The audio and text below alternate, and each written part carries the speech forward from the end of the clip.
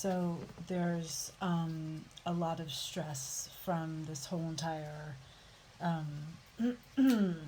government situation, the shit show that's happening, and there's I feel like the entire world, not just the U.S., is extremely stressed out. You know, if you're on the greener side of the pasture of actually caring about other human beings and how and what's at stake right now and what's happening. This is no longer political in my opinion at all. So it doesn't even matter who you voted for. It's what are you supporting in this very moment. And so I'm not going to really talk about anything other than the people who really deserve a listening ear and are doing something healthy about our humanity. And that's it. So that's my boundary. Anyway, so in this chaos that's happening, I feel like we're in a way of constantly going towards trying to help ourselves and make ourselves even more aware. And there's a lot of information coming through, and it's really, really torturous and unpleasant. But we are really awake, and we're trying to hold the light while going through this, and that's really hard.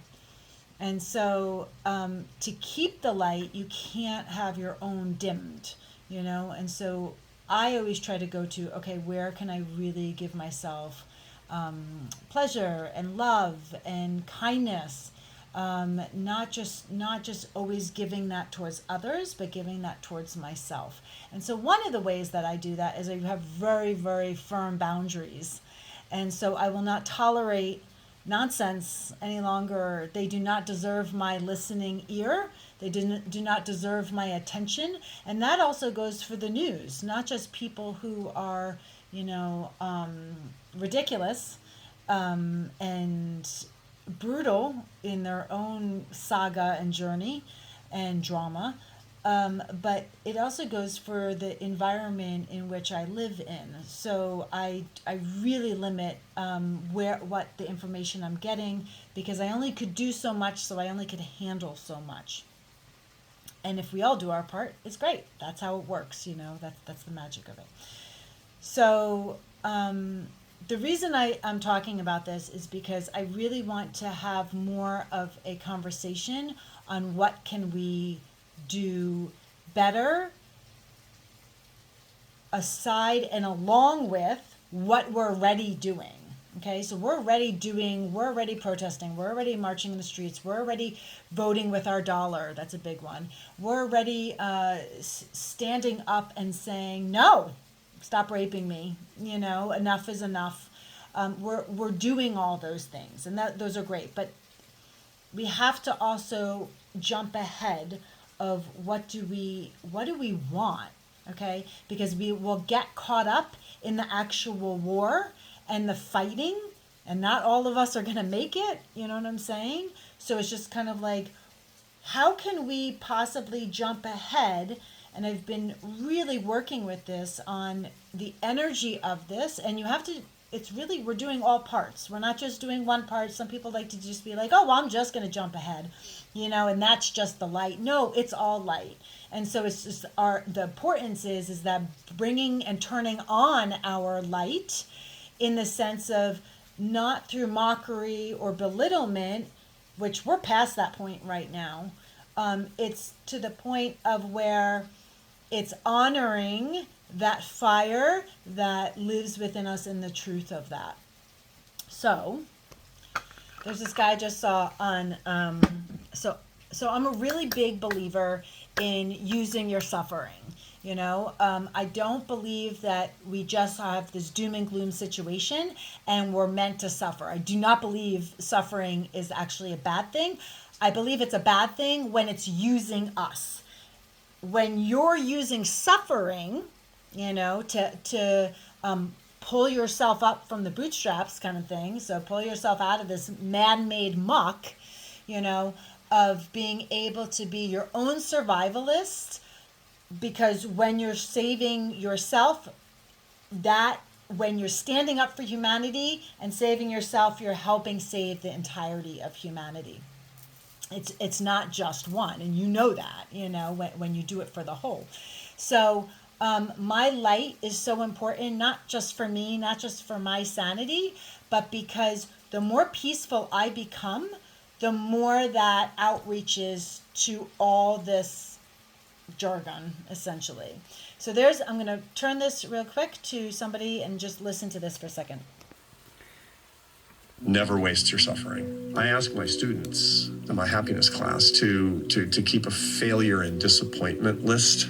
And each time something bad happens that feels like a loss, or it feels like a disappointment, or feels like a failure, you write it down and leave 2 lines blank. And on the first line, you write down, it's like, that thing really bothered me. And then a month later, you come back to the first line that you left blank under it and write down, what did you learn? And then 3 months later, you come back to the second line and write down a good thing that happened because of that loss. And you're filling in the notebook. And by the time you're going to a new thing that's really bugging you, really bothering you, you start to look forward to it, because you're going to be looking back at the knowledge and growth from past negative experiences and the benefit that actually has come from those negative experiences. Well, never waste sacrifice. Never waste your suffering. Never.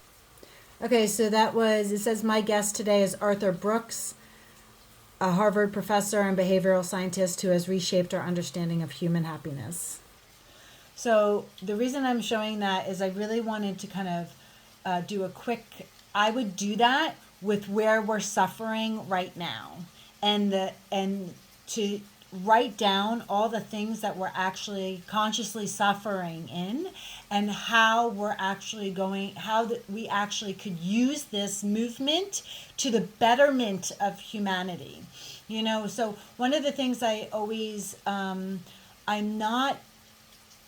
try not to be against something. So when things, let's say this quote empire is falling, there's big parts of me that are kind of like, yeah, it needs to fall. The problem is who it's falling on, that's the problem. But the empire does need to fall. I never believed in it to begin with. That the point is that every single thing, every place that we suffer actually has enormous amounts of gemstones, but they're covered in muck, and we will not find them if we do not look for them. So my vision of how I do this is I jump ahead, and I jump maybe a year ahead, or I jump 5 years ahead. It's kind of like NLP, neuro-linguistic programming. So it's like jumping so far ahead of where I'm no longer traumatized, or I don't have the PTSD essentially of trauma, because I'm not aware of it yet. So I don't have the trauma. I'm just jumping ahead enough to get out of the injury, itself, in being able to think, to conceptualize a possibility of what could be. Okay? When we're in this, we can't see anywhere out of this. And if we do, it's very methodical in trying to do one step ahead. And that one step ahead is really a tiny step. We need a big leap. So we need to be able to have a bigger vision, a bigger, almost like a psychic vision, essentially, without someone telling us that. It's going to be our own, because it's our own cradling, our own being able to hold us through this. It's kind of like we always know things and feel more comfortable in hindsight. And what if we could have a psychic vision without the know-how? Okay, so this isn't about knowing something. It's not, a lot of people apply psychicness as knowing something, and I really wish that dialogue could change, because even me, as in my practice, I do not know when I do psychic, my phenomena, my job of what I'm doing, I do not know anything until it shows up. Sometimes I look like the most naive person possible, because people are like, why didn't you know that? And I'm like, I don't know. If it's not given to me, which a lot isn't given to me. Why? Because my guides are protecting me, because it's overload, because it's nonsense, because it's drama, because I always say, I don't want to know unless it's important, unless it can do something for a bigger situation, for the grandiose of love, for the consciousness of love. So there's no point, like for me in the news, there's no point in listening to it. I will get the news of what I need to know in very, very specific, detailed ways, but that aren't so huge. It's almost like a factual, like do, and it's like if I need to do something about that, then that's why they give it to me. Other than that, if there's nothing of use of it, I'm not just going to keep on re-traumatizing myself. That doesn't do anything for my energy field except deplete it. That's me. You might be totally different. Honor how you're totally different in that. So it's just like, there's no right or wrong here. The point is that how can we self-care? So one of the ways that I do that is I jump ahead. And so I would jump ahead for you. I would maybe do a year out, maybe even do 3 months out, or I try to do a little bit more jump out, so it gives space for everything else to kind of like fall into place. As everything that you are struggling on, you're going to form into a question. Okay? So it'll kind of look like, is the government going to fall apart? And then you'll get a yes or no. Try to start with yes or no's. And then you're going to maybe ask a question. And you could do this like kind of you're asking as if you are the oracle. The oracle is your higher consciousness, okay? So you could call that God. You could call that a deity. You could call that whatever, whoever you relate to, you could call it. I don't call it anything, because to me it's all consciousness. So I'm not addressing it as something outside of myself or even something inside of myself. I'm just addressing it as the Om, the source of everything. So after you ask the question, is the U.S. government going to collapse, and you get a yes or a no? Okay, then do a follow-up question. Let's say I get yes, and then I would ask a follow-up question of, am I going to be affected? And then you'd ask a question of, what timelines should I be focusing on? And so you might get a month. March 2025 or 2026 or something like that. So you'll get some type of timeline. And so in this oracle of asking and this continuance, you're not asking for answers, and be very, very clear about that. You're asking to help regulate your nervous system so you're not stunned. This isn't about preventing. This isn't about, I need to know what to do, okay? You're not running. You're in the perfect place, perfect space. This is everywhere, wherever you are, you're supposed to be. This isn't about protecting yourself, okay? You already are protected. That's the universe's job. No matter how god-awful it looks or is, literally, you are protected on a higher level. But what we're doing here in this oracle of asking is we're trying to calm our nervous system enough, because awareness of something, not knowing, but awareness, there's two different things. Okay, you could delve into, what does that mean? Sit with that, and see how it is actually two different things. But the awareness of something, because we're at a higher frequency when we're in this place of neutrality, of this divine connection to our Om, in that space, our vibration is very high. And so awareness is what heals, just awareness. We don't have to do anything about that. Just the awareness of it heals, because it's healing not just our nervous system, but what is. It's in the creation of form. Okay, so then we go into like, okay, am I creating it, or is it just being created because I'm not focusing so much intention? Yeah, well, we could go into a whole entire story about that. My point is that we don't necessarily go to our wants, we go towards our desires. Okay, so my desire is peace. Okay, then I asked the all that is. I would ask, how can I be peaceful? Okay? And then write down what you get. And then how is peace in formation? What is showing up because of this? So contrast, what's showing up is contrast. And this chaos, which we're all like, and it hurts us, and it's now vulgar, and it's now abusive, and beyond aggressive and murderous, of energy.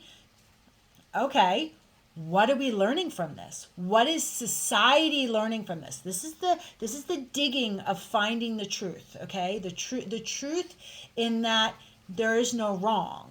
The truth in that we have to go through this.